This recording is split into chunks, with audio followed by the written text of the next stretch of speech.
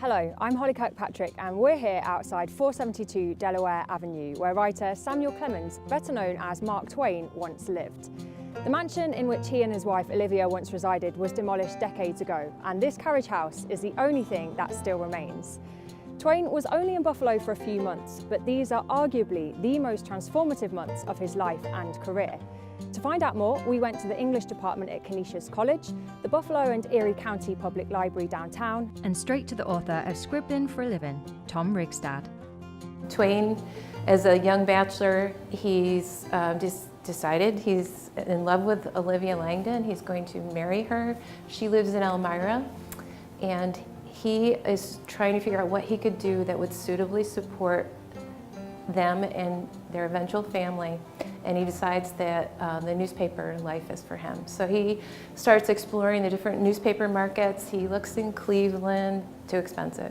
He looks in Hartford, they don't really want him. He looks in New York, not the best fit.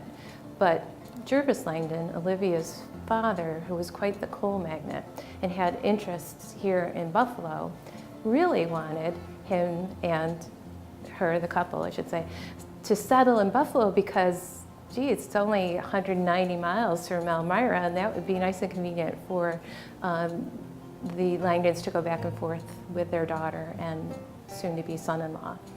So with great financial support from Langdon, the father-in-law, Twain does purchase in 1/3 interest in the Buffalo Express, and he is going to marry Olivia.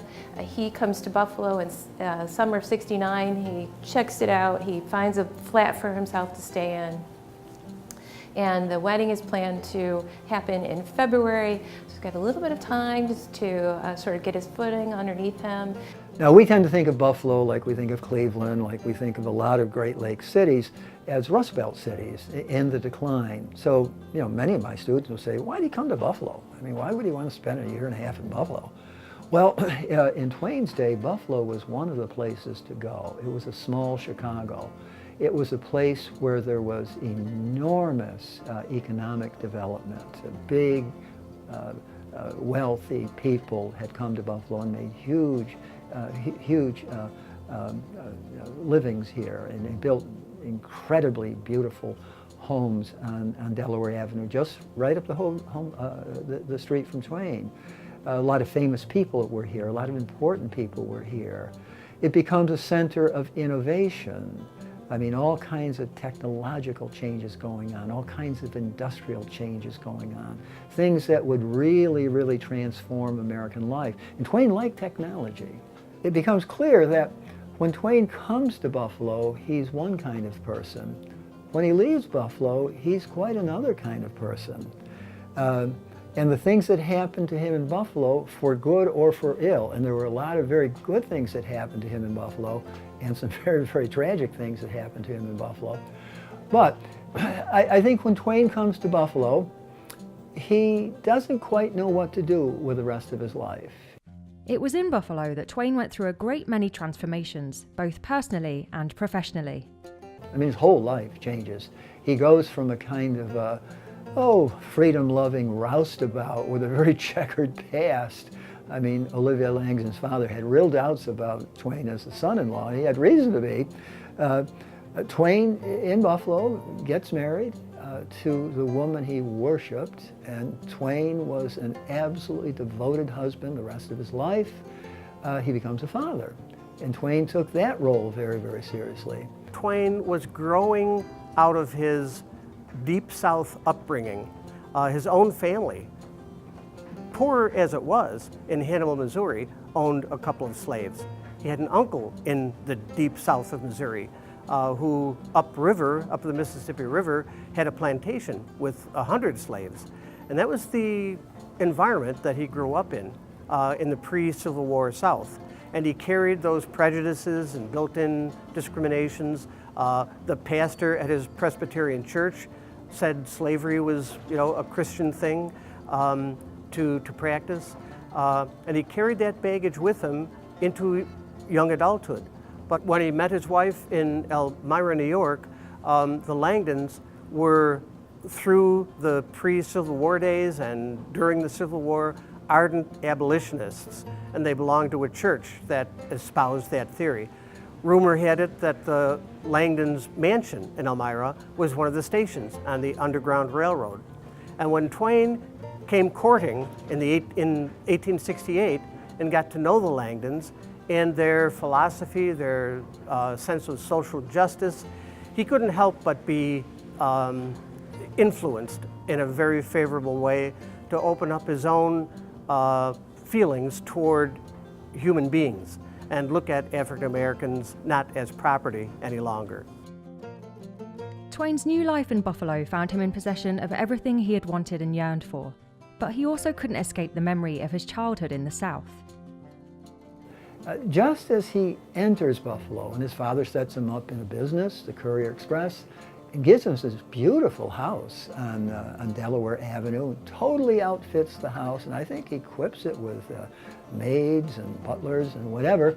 So Twain is on his way to wealth, and part of him, the Samuel Clemens part of him, lusted after that. He wanted to be a famous man, he wanted to be a wealthy man, he wanted to be a respectable man.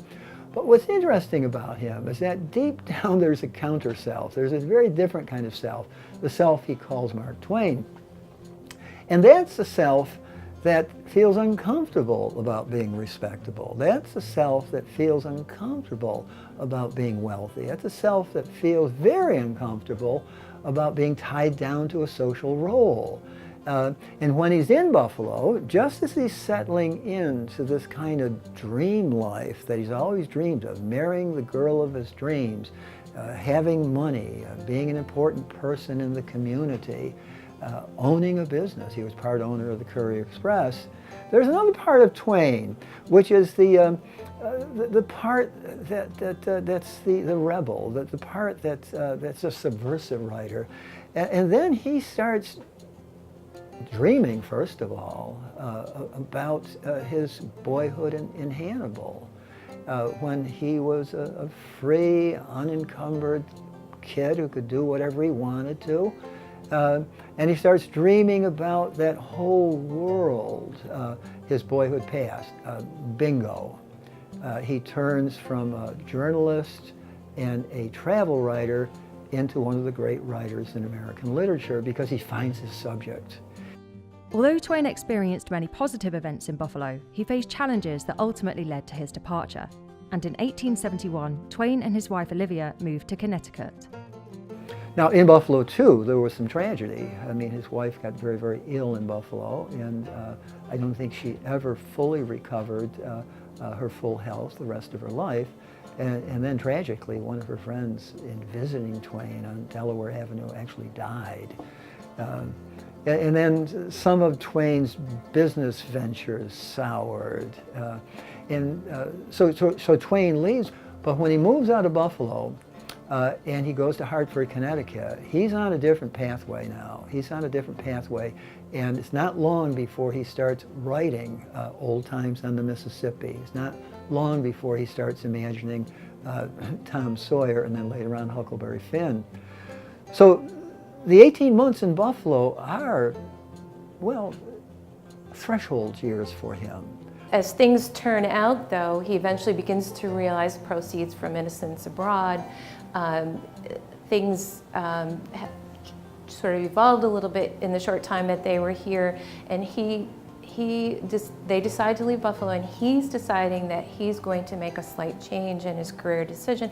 He's going to become a full-fledged author and become the great American author that we know him as. But this I never knew about until I read Tom's book. Twain never shut Buffalo out of his life. In other words, Buffalo was a place that Twain saw, I think, as an important part of his development as a person, as a writer, and never fully cut the cord between him and Buffalo. To his dying day, he owned property in Buffalo. To his dying day, he admired people in Buffalo. And it's by no coincidence that when he wanted to bestow an enormous gift to a library, now think of this, head librarian at Erie County Public Library, sends Twain a letter asking him, does he have anything to donate to the library? He sends him the manuscript to Huckleberry Finn. Huh, the manuscript to Huckleberry Finn. I mean, you can't imagine a more valuable manuscript in American literature, and I think that shows some of Twain's regard for Buffalo.